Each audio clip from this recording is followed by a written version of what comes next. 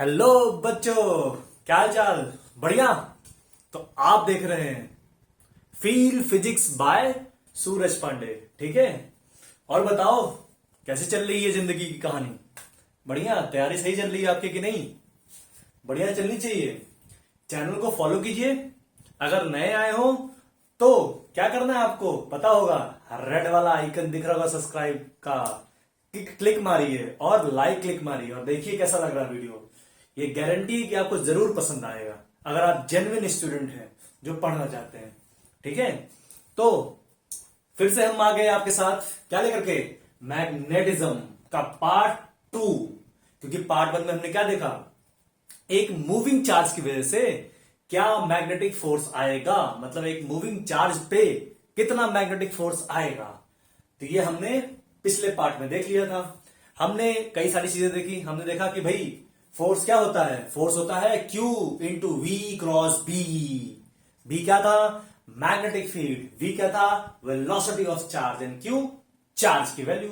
तो हमने देख लिया था फोर्स भाई क्या था, क्या आया था फोर्स, फोर्स आया था Q into V cross B. ये हमने कल ही देख लिया था भाई, ठीक है, लास्ट टाइम, लास्ट वीडियो में। जिसने नहीं देखा जाके वॉच कीजिए, मजा आने वाला है। बहुत इंटरेस्टिंग वीडियो बनाई थी मैंने वो, और ये और भी ज्यादा धमाकेदार होगी, ठीक है। तो फैलाइए, शेयर कीजिए, सब्सक्राइब कीजिए, ठीक है। और बने रहिए किस पे, फील फिजिक्स बाय सूरज पांडे, ठीक है। डिस्क्रिप्शन में भाई क्या है पता ही होगा आपको, टेलीग्राम चैनल का लिंक है, जाके दबाइए। टेलीग्राम चैनल को भी ज्वाइन कीजिए, वहां आपको पीडीएफ भी अवेलेबल होगा जो हम पढ़ेंगे, ठीक है। लास्ट वाला भी पीडीएफ डाल दूंगा, अभी डाला नहीं हूं, जल्दी डाल दूंगा वो भी। अब देखिए आपको आपको इस चैप्टर में क्या समझना है भाई, सर क्या पढ़ाएंगे यार। बहुत सिंपल टॉपिक आज होने वाला है, ठीक है। देखिए कल हम जो पढ़े थे वहीं से कंटिन्यू करेंगे। कल हमने 2 केस पढ़ लिए थे इस फोर्स के। कौन कौन से 2 केस सर, यहां देखिए। पहला केस, सर जब थीटा, यहां से क्या आएगा, Q V B sine theta. Sir ये थीटा, जब यहां से थीटा 0 था और 180 था, तब आपका फोर्स 0 आ गया था सर। और जब थीटा 90 था, तब आपका फोर्स सर क्यू वी और बी आ गया था, साइन 90 की वैल्यू 1। और सर इस केस में पार्टिकल सर्कुलर मोशन करने लगा था, कुछ याद आया? इस केस में पार्टिकल सर्कुलर मोशन करने लगा था। कैसे बच्चों, कैसे बच्चों? देखिए फिर से मैंने क्या भूल गया, फिर से मैं भाई माइक लगाना भूल ही गया। 1 मिनट रुकिएगा आप, देख लेता हूं मैं।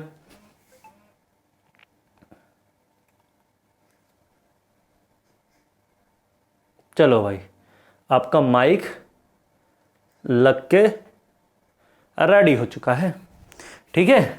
तो क्या हमने देखा भाई, जब थीटा 0 और 180 था तब सर फोर्स 0 हो गया था आपका।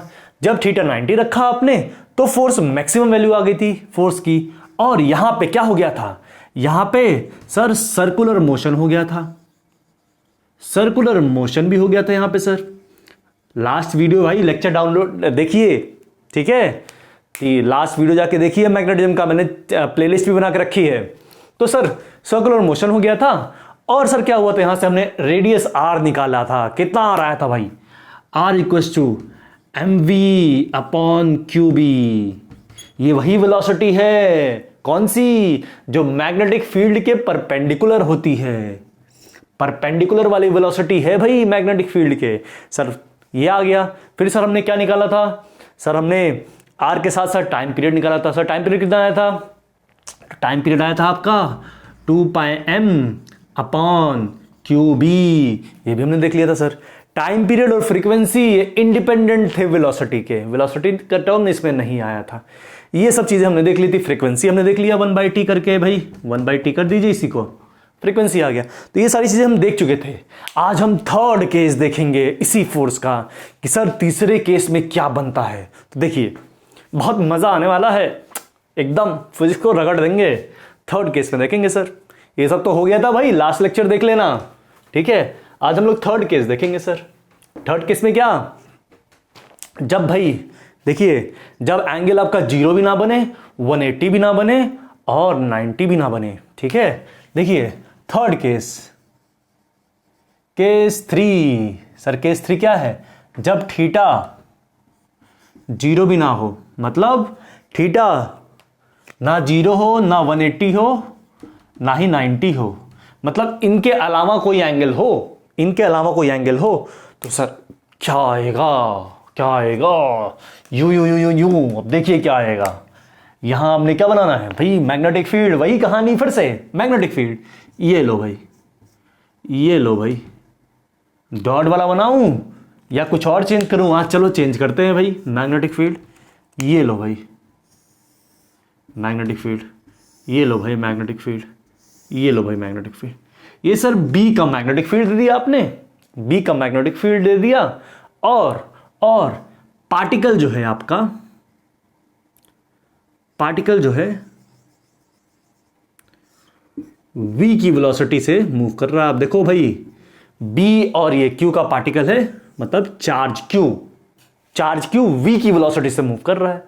अब देखना यहां पे भाई, ये एंगल आ गया b और v के बीच में। अब तक हमने क्या देखा भाई, या तो 90 होता था, या 0 होता था, या 180 होता था। 0 और 180 के केस में फोर्स 0 ही हो जाता था, 90 केस में मैक्सिमम वैल्यू आ जाती थी। सर कोई रैंडम सा एंगल हो थीटा, तब क्या होगा, मतलब theta is not equal to ये और अदर देन दिस एंगल, ठीक है। तो कोई रैंडम सा एंगल हो तो हम देख लेते हैं थीटा क्या। अरे बहुत इंटरेस्टिंग है, कॉन्सेप्ट समझिए, बहुत मजा आने वाला है, ठीक है। थीटा अगर रैंडम सा एंगल हो तो क्या होगा सर, तो कुछ नहीं करना है भाई, वही कहानी फिर से अपनी। फोर्स क्या था, फोर्स था भाई क्यू वी क्रॉस बी। मैं बार बार क्यू वी क्रॉस बी लिखता हूं, रट जाए, आपको दिमाग में घुस जाए, कीड़ा बन जाए ये आपके दिमाग का। तो यहां से क्या हुआ, Q V B sine theta, ठीक है। सर कोई रैंडम सा एंगल है तो हमने रैंडम सा बना दिया। सर ये हो गया, ठीक है सर, इतना तो क्लियर हो गया। सर ये तो हो गया, लेकिन सर अभी इस केस में एनालिसिस क्या करनी है, तो एनालिसिस ये करनी है, हम वेक्टर अब पढ़े होंगे, वेक्टर के बारे में थोड़ा सा आइडिया होगा ना, तो वही करेंगे, कंपोनेंट ऑफ वेक्टर का आइडिया। तो जो ये वेलोसिटी एंगल पे है, हम इसका 2 कंपोनेंट करेंगे, एक एक्स में मतलब बी के डायरेक्शन में, एक बी के परपेंडिकुलर, ठीक है। तो चलिए देखते हैं भाई, देखना इसी को करेंगे। अब ध्यान देना इधर, बिल्कुल फोकस इधर। सर इस वेलोसिटी का कंपोनेंट कीजिए, एक कंपोनेंट ये वाला कितना आएगा, थीटा के साथ cos theta, V cos theta. ये चीज आपने वेक्टर में पढ़ा होगा, कंपोनेंट ऑफ वेक्टर। नहीं पढ़ा होगा तो देखिए यहां शॉर्ट में करता हूं। जब भी कोई वेक्टर किसी एंगल थीटा पे हो और आपको उसका कंपोनेंट करना हो, तो क्या करना, मान लो कोई वेक्टर एफ का था थीटा पे, उसका कंपोनेंट करना है आपको, तो थीटा के साथ कॉस थीटा वाला आएगा, एफ कॉस थीटा। और इस कॉस थीटा से 90 डिग्री पे दूसरा कंपोनेंट एफ साइन थीटा, ठीक है। ये होता है कंपोनेंट, हमेशा थीटा के साथ कॉस थीटा वाला आएगा और उसके 90 डिग्री पे साइन थीटा वाला आएगा। ये हम ऑफलाइन जब पढ़ाता हूं तो ये हम बहुत अच्छी तरह पढ़ते हैं। ऑनलाइन में अभी मैंने शुरू किया है तो इसलिए थोड़ा टाइम है, लेकिन ये भी पढ़ाऊंगा मैं आपको, हर एक चीज पढ़ाऊंगा। तो भाई एफ का फोर्स है थीटा के साथ कॉस थीटा वाला कंपोनेंट और उसके परपेंडिकुलर साइन थीटा वाला कंपोनेंट। सर वही लगाएंगे, थीटा के साथ कॉस थीटा, इसके perpendicular V sine theta. Sir आपने 2 कंपोनेंट कर दिया, ठीक है, 2 कंपोनेंट कर दिया। एक तो बी की तरफ, जिसकी वजह से फोर्स क्या आ जाएगा, 0। आपको हमने देखा ही था भाई, जब भी वी और बी के बीच में मतलब दोनों पैरेलल होते हैं तो फोर्स 0 हो जाता है। अभी लास्ट टाइम एंगल 0 तो फोर्स 0। तो ये वाला सर दिखा देता हूं, यहां पे लिख देता हूं मैं। सर फोर्स जब भी आपका बी, देखिएगा यहां 2 चीजें आएंगी, ध्यान दीजिएगा। पहले केस में सर वेलोसिटी जो पैरेलल है बी के, सर यहां से फोर्स तो 0 आ गया, यहां से फोर्स जीरो आ गया। सर कैसे जीरो आया भाई? Q V cross B, V और बी पैरेलल, तो साइन थीटा की वैल्यू जीरो। समझ आया? लास्ट लेक्चर वॉच कीजिए। सर इससे तो फोर्स जीरो आ गया। लास्ट लेक्चर देखिए, कराया मैंने। जब भी एंगल जीरो बनता है भाई, फॉर्मूला ही है आपका ये यार। देखिए फोर्स का फॉर्मूला क्या होता है? Q V B sine theta. जब दोनों पैरेलल होते हैं वी और बी, वी कॉस थीटा और बी पैरेलल है ये कंपोनेंट, तो भाई एंगल जीरो हो गया। लेकिन जब परपेंडिकुलर होते हैं तो सर्कुलर मोशन, तो देखिए यहां पे क्या बना आपका, यहां पे वी कॉस थीटा वाला कंपोनेंट पैरेलल हो गया, फोर्स जीरो देगा। लेकिन वी साइन थीटा वाला कंपोनेंट ये परपेंडिकुलर हो गया बी के। ध्यान दीजिएगा, ये परपेंडिकुलर हो गया बी के। जैसे ही ये बी के परपेंडिकुलर हुआ, हमने देखा था कल फिर से, इन दोनों के बीच में एंगल 90 बना। और जैसे ही एंगल 90 बना मतलब सर्कुलर मोशन। कुछ याद आया? कल देखिए, कल का लेक्चर देखिए जो नहीं देखा है। तो भाई जब भी जो पैरेलल कंपोनेंट है वी का, इससे फोर्स जीरो हो जाएगा सर। लेकिन जो परपेंडिकुलर कंपोनेंट है वी का, परपेंडिकुलर कंपोनेंट, वो क्या देगा? देखिए क्या देगा, यहां से फोर्स क्या आएगा आपका, Q V B, perpendicular sine 90 की वैल्यू 1, तो Q V B sine theta आएगा सर। यहां से फोर्स साइन थीटा आएगा सर। ठीक है, इतना फोर्स आएगा इससे, परपेंडिकुलर वाले कंपोनेंट से, मतलब इस वाले से, परपेंडिकुलर वाले कंपोनेंट से इतना आएगा सर। ये हो गया सर। सर ये तो आपने बता दिया, सर हो क्या रहा है इसमें? तो ध्यान दीजिएगा, जो परपेंडिकुलर वाला कंपोनेंट है, मैंने क्या बोला, जब भी वेलोसिटी और बी परपेंडिकुलर हो जाएं तो क्या करता है? Circular motion. मतलब सर यहां बी और वी परपेंडिकुलर हो गए, मतलब यहां तो सर्कुलर मोशन करेगा, ऐसे ऐसे। ध्यान दीजिएगा, 3D में सोचिएगा, इस तरीके से सर्कुलर मोशन कर रहा होगा। लेकिन वी कॉस थीटा भी है, मतलब वो आगे भी बढ़ रहा होगा, ऐसे ऐसे। देखिएगा, ऐसे ऐसे ऐसे ऐसे ऐसे ऐसे ऐसे। मतलब सर यहां पे वो सर्कुलर मोशन भी कर रहा है, परपेंडिकुलर वाला कंपोनेंट की वजह से सर्कुलर मोशन कर रहा है, और पैरेलल वाले वेलोसिटी की वजह से आगे मूव कर रहा है। मतलब दो चीजें यहां हो रही हैं। एक तो परपेंडिकुलर वाला कंपोनेंट है, उसकी वजह से circular motion you you you you you you you you you you you you. समझ में आया बच्चों? ध्यान देना, देखना, जो कंपोनेंट परपेंडिकुलर है उसकी वजह से सर्कुलर मोशन, और जो कंपोनेंट बी की तरफ है उसकी वजह से आगे का मोशन। दो चीजें हो रही हैं, तो इसको क्या बोलते हैं? हेलिक्स। मतलब सर आपका चार्ज लिख देता हूं यहां पे, चार्ज चेंज लिख रहा हूं, देख रहे हो? Charge will move in a helix, will move in a helical path। मतलब चार्ज ये रास्ते पे मूव करेगा। देखा, ये रास्ता हेलिक्स का रास्ता है, हेलिकल पाथ।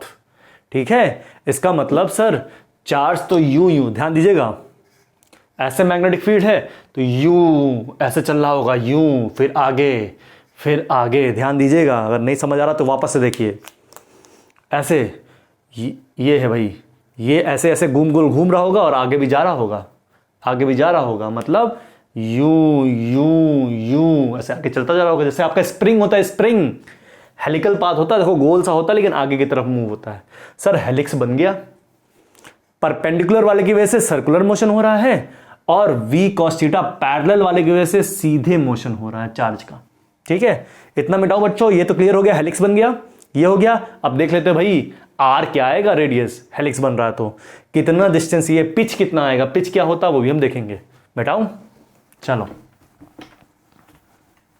सर हेलिक्स तो बना दिया आपने, हेलिक्स तो बन गया सर, मतलब इसके अलावा कुछ और थीटा हुआ, अदर देन दिस, मतलब थीटा अगर ये नहीं है उसके अलावा कुछ और है तो हेलिकल पाथ बनेगा सर। हमने कल अभी देख लिया, यहां पे शॉर्ट बनाता हूं, देखो ये था भाई, ये वेलोसिटी चार्ज की इस तरफ, तो ये वाला कंपोनेंट, ठीक है, ये वाला कंपोनेंट v थीटा के साथ कॉस थीटा, ये वाला component v sign theta, sir helix बन रहा है, हेलिक्स बन रहा है, ये भी बना दिया हमने। सर जो वेलोसिटी परपेंडिकुलर है, ध्यान देना यहां पे, वेलोसिटी जो परपेंडिकुलर है उसकी वजह से क्या हो रहा है, उसकी वजह से सर्कुलर मोशन हो रहा है, मतलब v perpendicular v cos theta is parallel to b, यहां b है भाई, v cos थीटा b के पैरेलल है, तो इसकी वजह से charge is moving forward,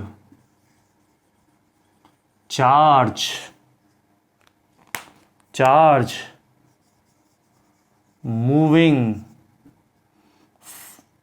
in direction of B, in direction of B,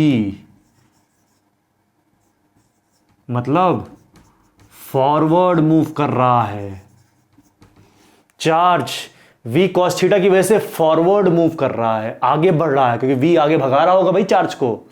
लेकिन सर जो आपका V साइन थीटा है वो परपेंडिकुलर है बी के, इसकी वजह से सर्कुलर मोशन कर रहा है सर, इसकी वजह से charge is performing circular motion, यहां लिख देता हूं सर्कुलर मोशन। सर इसकी वजह से चार्ज सर्कुलर मोशन कर रहा है, सर्कुलर मोशन तो सर कर रहा है, साथ साथ एक और चीज ध्यान देना यहां पे कि भाई सर्कुलर मोशन कर रहा है तो रेडियस आएगा, आपको पता ही है। फोर्स क्या होगा सर, परपेंडिकुलर वाले से फोर्स, सर यहां से फोर्स क्या निकल के आएगा, फोर्स जो सर्कुलर मोशन करवा रहा है वो वाला force, QVB sign theta, sir ये फोर्स आ गया, ठीक है। अब हम निकालते हैं रेडियस भाई कल फॉर्मूला हमने बनाया था, आर की वैल्यू क्या आई थी, आर होता है एम वी परपेंडिकुलर वाला अपॉन क्यू का चार्ज बी का रेडियस, ठीक है। अगर इस चार्ज का हमने मास m ले लिया, इस चार्ज का मास m है, ध्यान देना, तो sir M V perpendicular upon Q B, sir V perpendicular वाला क्या आएगा, परपेंडिकुलर वाला वेलोसिटी किससे, बी से जो परपेंडिकुलर वेलोसिटी आएगी वो लेना पड़ेगा यहां पे, तो क्या आया, एम वी परपेंडिकुलर वाला क्या है भाई, बी ये था, इसके परपेंडिकुलर वी साइन थीटा, तो M V sine theta upon Q B, M V sine theta upon Q B.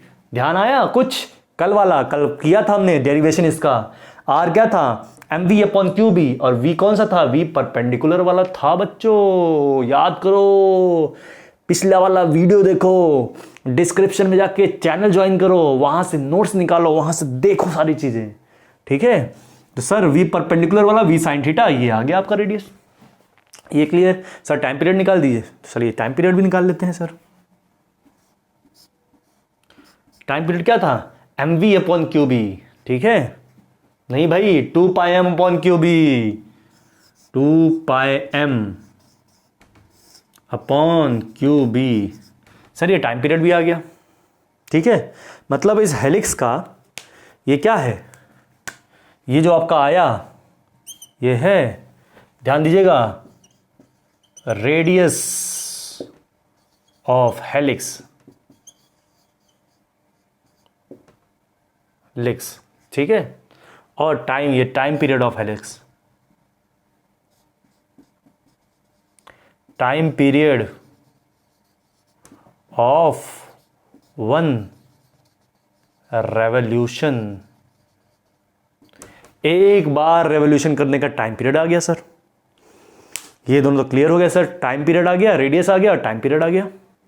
Sir अब मुझे पिच निकालनी है, पिच, इसको मिटाऊं, हो गया बच्चों, पिच निकालनी है सर, पिच निकालनी है सर, पिच। तो देखिए पिच क्या होता है, पहले देख लीजिए पिच होता क्या है। पिच होता क्या है, जब ये हेलिक्स पाथ मूव कर रहा था तो जो ये दूरी जो उसने तय की, मतलब एक रेवोल्यूशन में, मतलब एक रेवोल्यूशन में कितना आगे चला, एक रेवोल्यूशन मतलब एक चक्कर लगाने में कितना डिस्टेंस वो मूव कर गया, इसी को बोलते हैं पिच। पिच क्या है भाई, distance covered by charge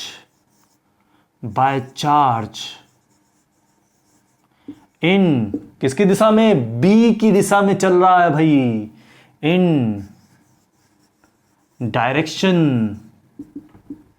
of B, ठीक है। Distance covered by charge in direction of B, ठीक है, इसी को क्या बोलते हैं, इन डायरेक्शन ऑफ बी इन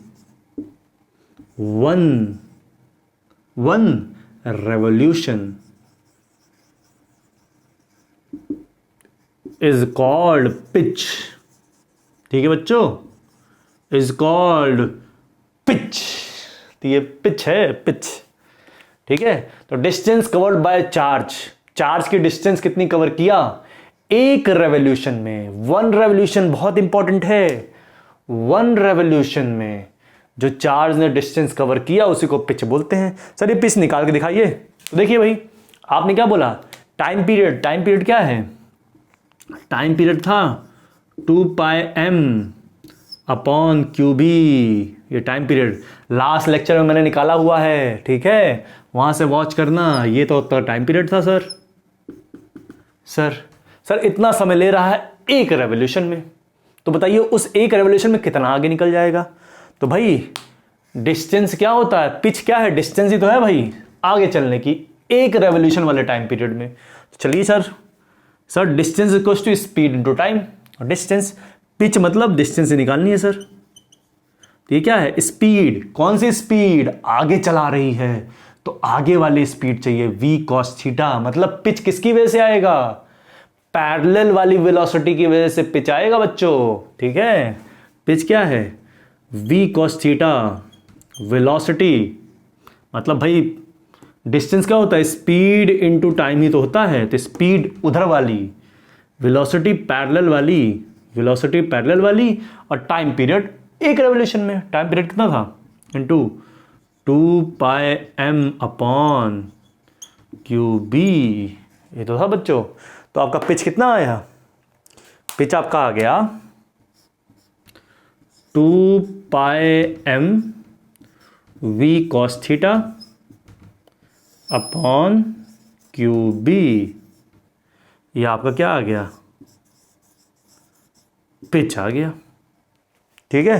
तो ये आपको याद रखना है, अब सिंपल आपको टाइम पीरियड याद रखना है। वेलोसिटी आपने देख लिया भाई, साइन थीटा की वजह से वेलोसिटी, परपेंडिकुलर वाला कंपोनेंट आपको क्या याद रखना है, परपेंडिकुलर वाले कंपोनेंट, मतलब बी से जो परपेंडिकुलर वाला वेलोसिटी है वो आपको सर्किल बनवाएगा, तो उससे रेडियस निकलेगा। तो क्या था रेडियस का फॉर्मूला, mv अपॉन QB, तो v कौन सा, परपेंडिकुलर वाला v, अब आएगी पैरेलल वाला v तो आगे चलाएगा, तो पिच में निकल आया, ये लीजिए आ गया।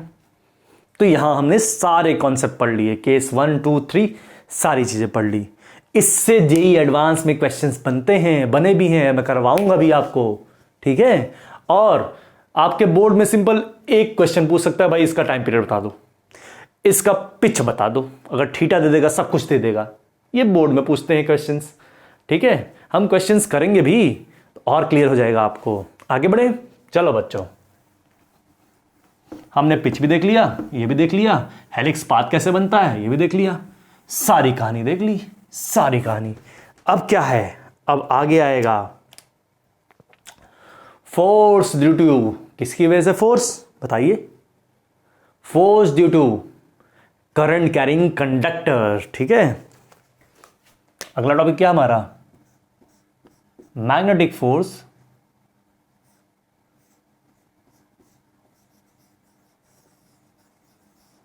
magnetic force due to current carrying conductor placed in magnetic field, due to conducting wire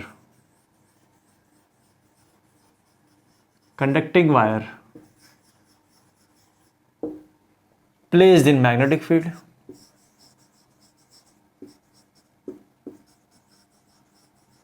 magnetic field। ठीक है, कंडक्टिंग वायर मतलब करंट कैरिंग कंडक्टर भी बोल सकता हूं। चलो लिख देता हूं भाई,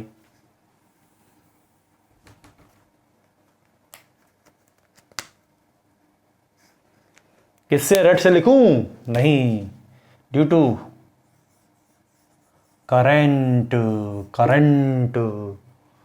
कैरिंग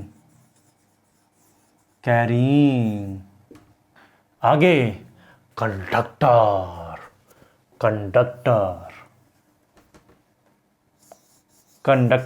कौन सा कंडक्टर, बस कंडक्टर नहीं है भाई ये, ठीक है, conductor PLACED placed in magnetic field.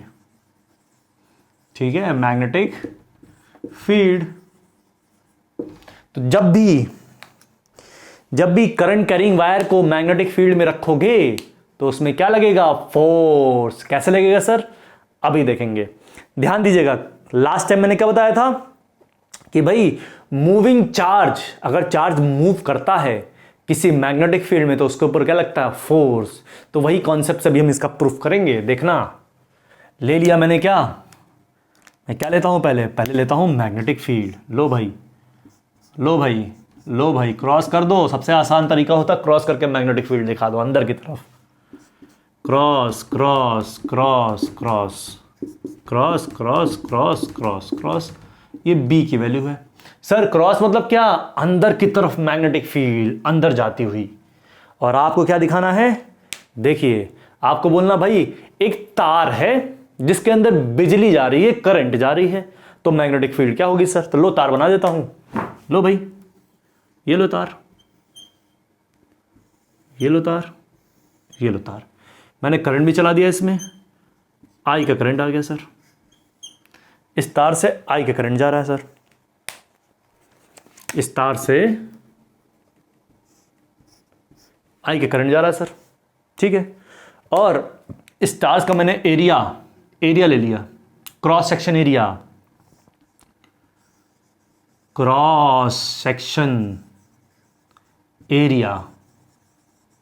कितना ले लूं, बड़ा ए, क्रॉस सेक्शन एरिया बड़ा ए ले लिया।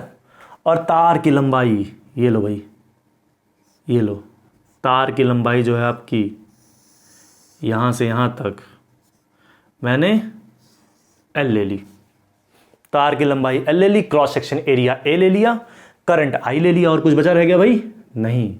अब ध्यान देना, एल ले लिया।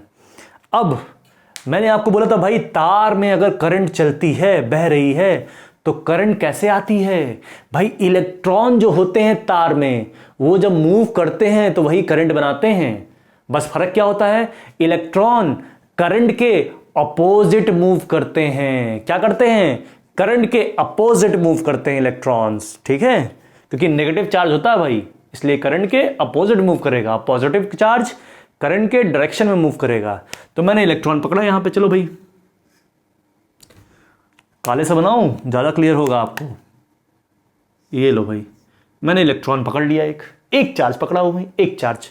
इस चार्ज पे सर करंट अगर इस तरफ जा रहा है, देखिएगा अगर करंट इस तरफ जा रहा है तो इलेक्ट्रॉन इस तरफ भाग रहा होगा। इलेक्ट्रॉन की वेलोसिटी इस तरफ है, v की वेलोसिटी मान ली। भाई क्या वेलोसिटी होती है कंडक्टर के अंदर इलेक्ट्रॉन की? Drift velocity. क्या होती है? Drift velocity. पढ़ा होगा आपने इलेक्ट्रिसिटी में, ड्रिफ्ट वेलोसिटी, इसको हमने vd बोलते हैं। तो लो भाई vd दे दिया हमने।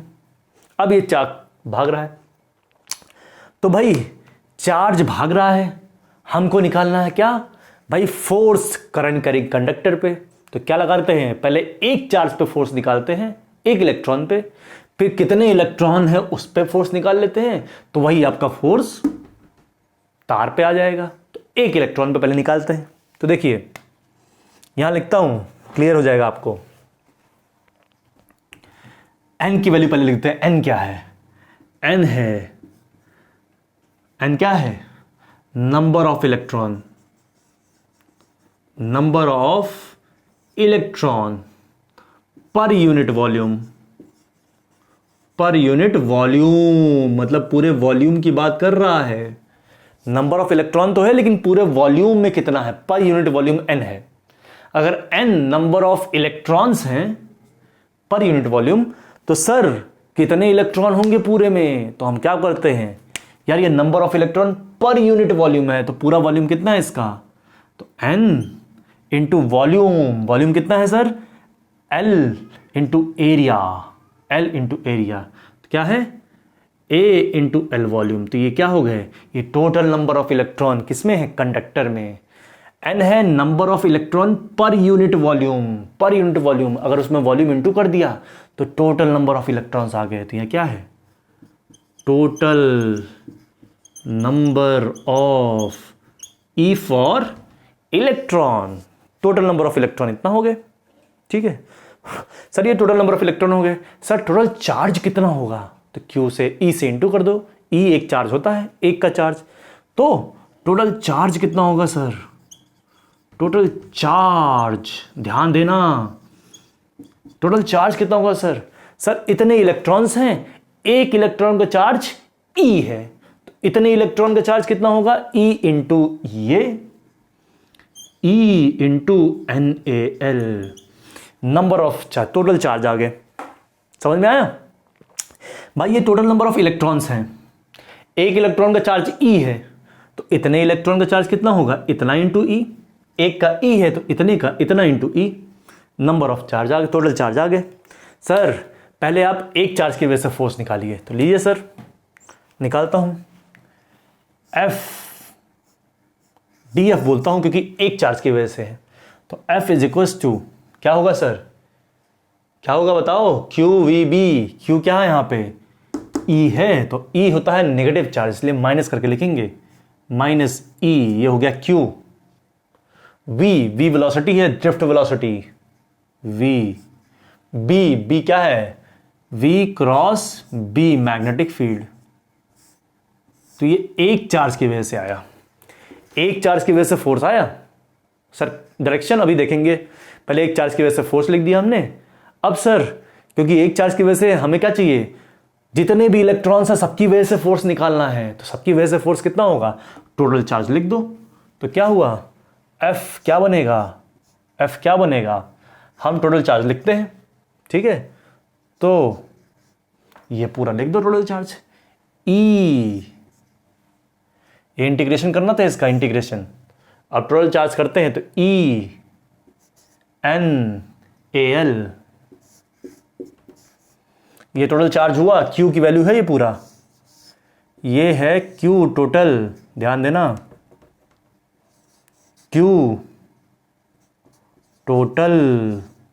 टोटल चार्ज निकाला अभी मैंने, Q total, Q V cross B, V cross B, Q V cross B। Clear? ध्यान दिया? Q total charge, total charge है, total charge V cross B लिख दिया, ठीक है सर, ये हो गया। अब एक कॉन्सेप्ट आपको रिकॉल करना पड़ेगा जो आपने इलेक्ट्रिसिटी में पढ़ा होगा। क्या पढ़ा इलेक्ट्रिसिटी में? सर इलेक्ट्रिसिटी में आपने करंट की वैल्यू पढ़ी होगी, I is equal to NEA VD। ये वीडी क्या है, ड्रिफ्ट वेलोसिटी। तो ड्रिफ्ट वेलोसिटी की वजह से ये करंट की वैल्यू ये आती है। तो ये आपको सीधी याद रहनी चाहिए, इसको सीधा अप्लाई करना है। तो ड्रिफ्ट वेलोसिटी की वजह से करंट की वैल्यू ये आई। ड्रिफ्ट वेलोसिटी क्या सर, हमने इलेक्ट्रिसिटी में पढ़ा है। सीधा रखो यहाँ पे, कहाँ रखोगे, इसकी वैल्यू रखो, क्योंकि आई के फॉर्म में आंसर चाहिए हमें। तो NeAVD, ये टोटल चार्ज था, टोटल चार्ज। अब तो समझ में आ गया, इसको हटाओ। अब देखना, N है यहाँ पे, E भी है, E, A भी है, A, VD यहाँ छिपा हुआ है वेलोसिटी, VD है ड्रिफ्ट वेलोसिटी, VD यहाँ छिपा हुआ है। यहाँ से पकड़ो, NeAVD को I रखो, तो क्या आएगा, F। L है, L को अंदर भेज दो, तो I L क्रॉस B बचा। ये आपका फोर्स आया। क्या है बच्चों फिर, फोर्स। रेड में भी लिख देता हूं, F क्या आया, I L क्रॉस B। ये आपका फोर्स आ गया, सिंपल। तो सर किसी करंट कैरिंग कंडक्टर की वजह से कितना फोर्स आएगा, I into L cross B। ठीक है, करंट कैरिंग कंडक्टर की वजह से फोर्स कितना, I into L cross B। ठीक है, ये पूरा तामझाम केवल बोर्ड वाले बच्चों के लिए। ये याद करना है नीट वालों को, और जेई वालों को प्रोसेस पता रहना चाहिए भाई। ठीक है, ये हो गया सर, इतना हो गया सर। तो देखिए, इसी को हम अब शॉर्ट में लिखते हैं। सर किसी करंट कैरिंग कंडक्टर, तो ये लो current, your placed in a magnetic field. लो मैग्नेटिक फील्ड में भी बता दो, ये लो, ये लो, ये लो, ये लो, ये लो, ये लो, ये लो। B, current carrying conductor placed in a magnetic field, और अगर लेंथ L है और एरिया A है, ठीक है, तो फोर्स इस पे कितना आएगा, force I into L cross B, L cross B, ये आएगा फोर्स। इतना आया, डेरिवेशन हमने अभी देखा। सर ये तो आ गया फोर्स, सर ये तो आ गया फोर्स। सर यहां आई क्या है, पता ही है भाई, आई करंट है कंडक्टर का, ठीक है, एल क्या है, लेंथ है कंडक्टर का, बी क्या है, मैग्नेटिक फील्ड है। सर लेकिन डायरेक्शन बताइए फोर्स का। तो यहां पे आपको ध्यान रखना है, जो आपका एल लेंथ लेंगे, एल लेंथ, एल वेक्टर हो गया, एल वेक्टर हमेशा आई के दिशा में लेंगे जिस तरफ करंट बह रही होगी। तो इंपॉर्टेंट पॉइंट क्या है यहां से, इसमें इंपॉर्टेंट पॉइंट क्या आया, ध्यान देना। एल वेक्टर, जो एल वेक्टर आपका should be taken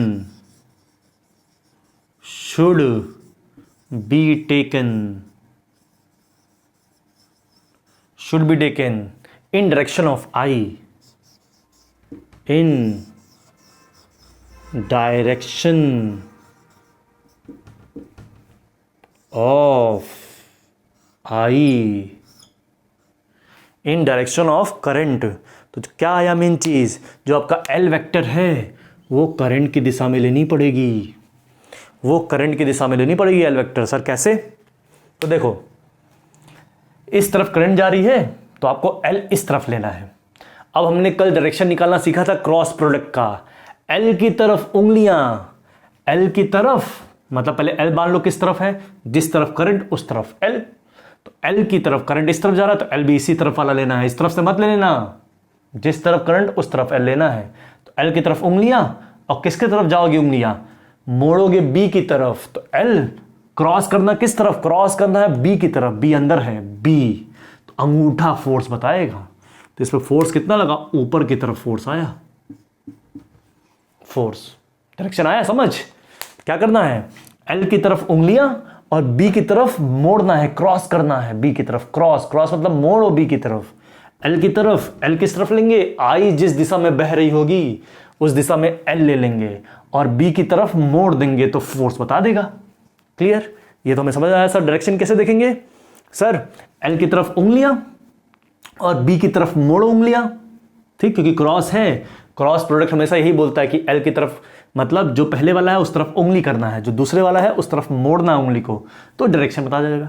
sir force आ गया, तो फोर्स का डायरेक्शन आ गया, फोर्स की वैल्यू आ गई, और एल वेक्टर को आई के डायरेक्शन में लेना है। ये 3 पॉइंट आपको याद रखने हैं, ये 3 पॉइंट याद रखना है। डायरेक्शन ऑफ द फोर्स, तो एल की तरफ उंगलियां, एल वेक्टर की तरफ, और बी की तरफ उंगलियां मोड़ो तो फोर्स आ गया ऊपर।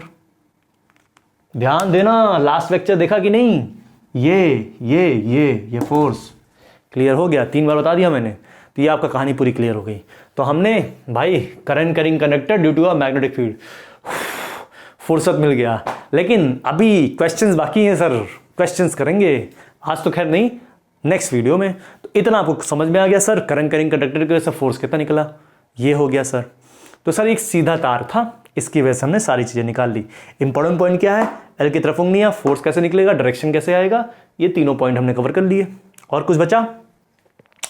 और कुछ बचा? और कुछ नहीं बचा, ठीक है।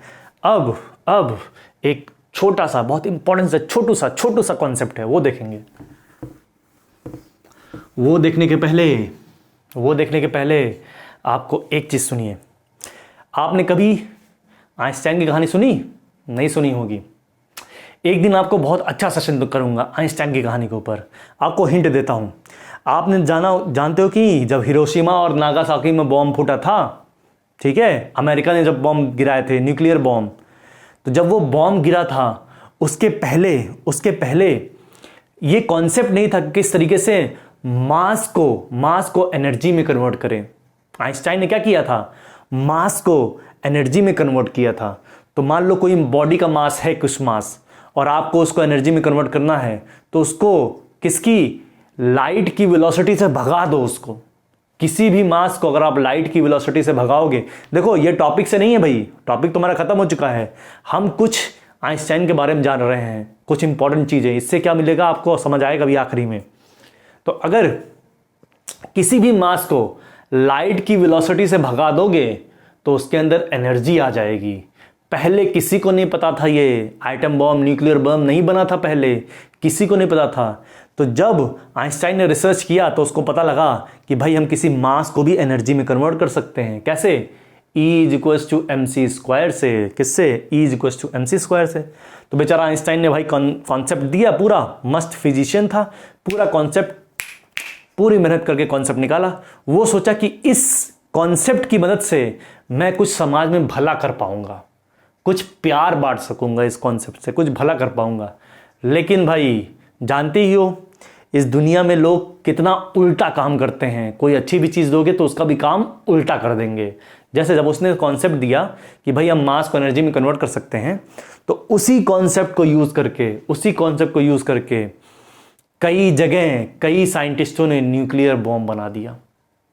और जब वो न्यूक्लियर बॉम्ब फूटा हिरोशिमा नागासाकी में और भी जगह, तो भाई आइंस्टाइन जब वो तहलका देखा कि जो उसने कॉन्सेप्ट दिया उसकी वजह से इतना तहलका हो गया, बेचारा बहुत रोया था। सोचा था काश इन जानवरों को, इन जंगलियों को मैं वो कॉन्सेप्ट ना दिया होता तो आज ये नहीं हो पाता। तो देखो क्या होता है, कई बार जो भी हम पावर पाते हैं, जो भी हमारे पास ताकत आती है, उसका हम अच्छा भी इस्तेमाल कर सकते हैं और बुरा भी इस्तेमाल कर सकते हैं। अब वो हमारे ऊपर है हम क्या इस्तेमाल करें। जैसे कई लोग बोलते हैं सर द्रोणाचार्य जो थे, द्रोणाचार्य सुना होगा नाम, महाभारत में, उन्होंने एकलव्य इतना अच्छा शिष्य था, इतना अच्छा तीरबाज था, लेकिन तब भी द्रोणाचार्य की उनका शिष्य सबसे बेहतर हो सके, अर्जुन को बेहतर बना सके, इसीलिए एकलव्य का अंगूठा मांग लिया था। यही तो द्रोणाचार्य, लोग ऐसे नेगेटिव बातें करते हैं द्रोणाचार्य जी के बारे में, लेकिन उनको ये नहीं पता है भाई कि क्यों उन्होंने अंगूठा मांगा था। ध्यान देना, उनको ये आइडिया नहीं है क्यों अंगूठा मांगा था। क्योंकि एक गुरु को इतना अंदाजा हो जाता है शिष्य को देख करके कि क्या ये शिष्य आगे चल के उस जो मैं सिखा रहा हूं उसका सही इस्तेमाल करेगा कि गलत इस्तेमाल करेगा। ठीक है, तो देखिएगा आखिरी में जब महाभारत का युद्ध हुआ था तो एकलव्य किसकी तरफ से लड़ा था? कौरवों की तरफ से लड़ा था, पांडव की तरफ से नहीं था, कौरव की तरफ से लड़ा था। और अगर उस समय उसका अंगूठा रहा होता तो वो कितना विनाश करता, सोच सकते हो आप।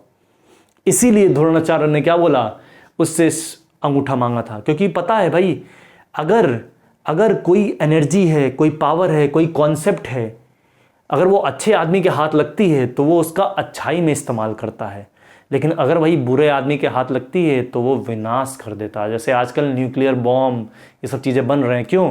कॉन्सेप्ट वही है लेकिन उसका नेगेटिव इस्तेमाल हो रहा है। तो ये था भैया आज की क्लास का छोटा सा शिक्षा जो आपको मैंने दिया कि भाई जो भी आप सीखो उसका पॉजिटिव इस्तेमाल करना है और पॉजिटिव एनर्जी वाइब्स फैलानी है, ठीक है? नेगेटिव बिल्कुल नहीं। ओके बच्चों, ठीक है? तो हमने मैग्नेटिक फील्ड ये भी पढ़ लिया, मैग्नेटिक फोर्स। अब अगले लेक्चर में हम देखेंगे भाई कि इसी के रिलेटेड एक बहुत बढ़िया कॉन्सेप्ट और कुछ न्यूमेरिकल्स, फिर आगे बढ़ते हैं। चलो बाय, गुड नाइट। डिस्क्रिप्शन में टेलीग्राम चैनल ज्वाइन करना, PDF मिलना है उसमें, साथ ही साथ जो भी हम पढ़ाएंगे उसका नोटिफिकेशन भी मिलना है भाई, तो ज्वाइन तो जरूर करना। चलो बाय।